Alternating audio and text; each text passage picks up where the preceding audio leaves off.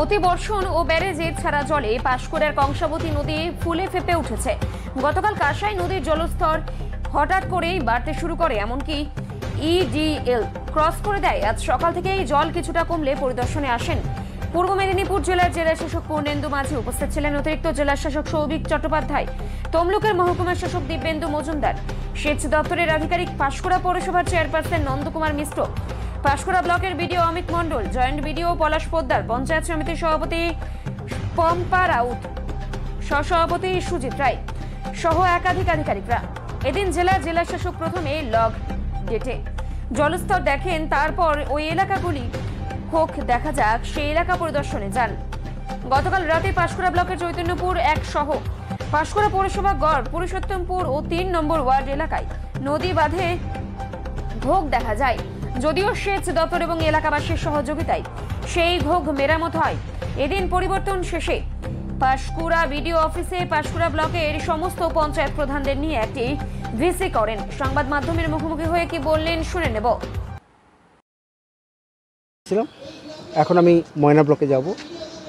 আমরা নিউ কাঁসাইয়ের পরিস্থিতি আমরা পর্যবেক্ষণ করে দেখলাম এবং আপনারা জানেন যে কয়েকদিন ধরে বৃষ্টি হচ্ছে, বিশেষ করে পশ্চিম মেদিনীপুর, ঝাড়গ্রাম, বাঁকুড়া, পুরুলিয়া এবং কংসাবতী ড্যামের আপার ক্যাচমেন্টে।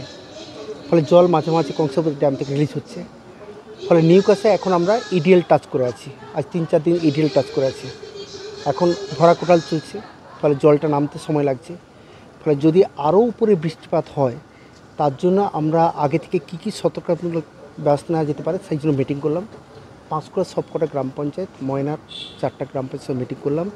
এখন আমরা প্রত্যেক প্রধান সাহেব এবং আমার ইরিগেশন ডিপার্টমেন্ট, পঞ্চায়েত সমিতি, পুলিশ, ব্লক সবাই মিলে আমরা সমবেতভাবে এই যে নদী বাঁধের উপর আমরা নজরদারি করছি, কোথায় কোথায় জল লিক করছে, তার কারণ বিভিন্ন জায়গায় ঘোগ হচ্ছে, কারণ গাছের রুটগুলো এদিক ওদিক পেনিট্রেট করছে, র্যাটহোল হয়েছে, সেগুলোকে যাতে ঘোগগুলোকে আমরা বন্ধ করে দিতে পারি। এবং যেখানে জলের হাইট যেহেতু বাড়ছে, নদী বাঁধে যেখানে যেখানে জলস্তর মানে বাঁধ থেকে জলের উচ্চতা কমে যাচ্ছে, ম্যাক্সিমাম জায়গায় 5 থেকে 6 ফুট আমার ক্লিয়ার এখনও ডিস্টেন্স রয়েছে, গ্যাপ রয়েছে, যেখানে 2.5 থেকে 3 বালি বস্তা দিয়ে বা মাটির বস্তা দিয়ে সেটাকে আমরা হাইটটাকে বাড়িয়ে দিচ্ছি যাতে ওভারট্যাপিং না করে। ফলে নজরদারি সর্বোচ্চ স্তরে চলছে, সেই জন্য এখন আমি ময়নে যাচ্ছি। ফলে যাতে যদি আরও সিচুয়েশন ডিটেক্ট করে কীভাবে এটাকে আমরা রক্ষা করতে পারি সেই প্রস্তুতি আমাদের চলছে। Thank you. এই মুহূর্তে খুব একটা কাউকে আতঙ্কিত হতে আমি বারণ করছি।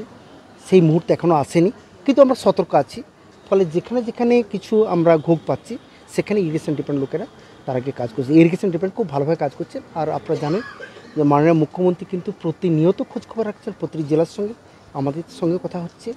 ফলে সেই জন্য আমরা সবাই অ্যালার্ট আছি যাতে গত বছর যে আমাদের যন্ত্রণা আমরা ভোগ করেছিলাম, আপনারা জানেন 3টে পয়েন্ট এখানে ব্রিজ করেছিল। ফলে 3 থেকে 4 মাস বিভিন্ন মানুষ তারা কষ্ট দুর্ভোগ তারা পেয়েছে, যাতে সেটা না হয় সেই জন্য সবাই আমরা এখন থেকে চেষ্টা করছি যাতে এই ধরনের ঘটনা না ঘটে। সবাই নদী বাঁধের উপর নজর রাখছি, কাজ করছি আমরা। গত বছরের যে ভয়াবহ বন্যা, তার অভিজ্ঞতা নিয়ে কি এবছর কি আগে থেকে এত কিছু প্রিভেনশন নেওয়া হচ্ছে?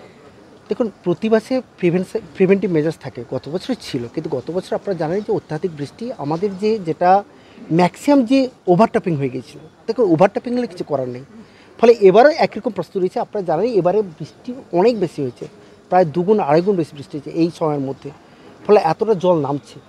ফলে যা যা ব্যবস্থা নেওয়ার সেটা নেওয়া হচ্ছে। ইরিগেশন ডিপার্টমেন্ট নিচ্ছেন, মাননীয় মুখ্যমন্ত্রী সবসময় নজরদারি করছেন এবং আমরা এখানে পাঁশকুড়া চেয়ারম্যান সাহেব রয়েছেন, সভাপতি সাহেব, এসডি সাহেব, এডিএম সাহেব, সুজিতও রয়েছেন, সবাই মিলে আমরা সব প্রধান সাহেবদের সঙ্গে এই মুহূর্তে মাত্র মিটিং করলাম। আমি আবার ময়নাতে যাচ্ছি, সেখানে কয়েকটা পয়েন্ট একটু উইক পয়েন্ট আছে, সেখানে কী কাজ করা যায় সবাইকে নিয়ে যাচ্ছি। ফলে সব ব্যবস্থা রাখছি যাতে কোনোভাবে চেষ্টা করব নদী বাঁধ যাতে না ব্রিজ না করে যায়, ভেঙে না যায়। 3-4টা পয়েন্ট আমরা পেয়েছি, কিন্তু ইরিগেশন ডিপার্টমেন্ট তারা ইনস্ট্যান্টলি তারা অ্যাক্ট করেছে, কাজ করছে। ফলে তাদের নজরদারি বাঁধের মধ্যে রয়েছে। এবং আপনারা জানেন যে 2 দিন আগে আমাদের মাননীয় সেচ মন্ত্রী মানস ভাই স্যার এসেছিলেন, তিনি মিটিং করেছেন, সবাইকে অ্যালার্ট করে গেছেন। তিনি আজকেও কথা বলেছেন, তিনি সবসময় যোগাযোগ রাখছেন আমাদের সঙ্গে এবং তার টিমকে পুরো অ্যাক্টিভ করে রেখেছেন। ফলে সবাই কিন্তু ভালোভাবে কাজ করছে টিম হিসাবে।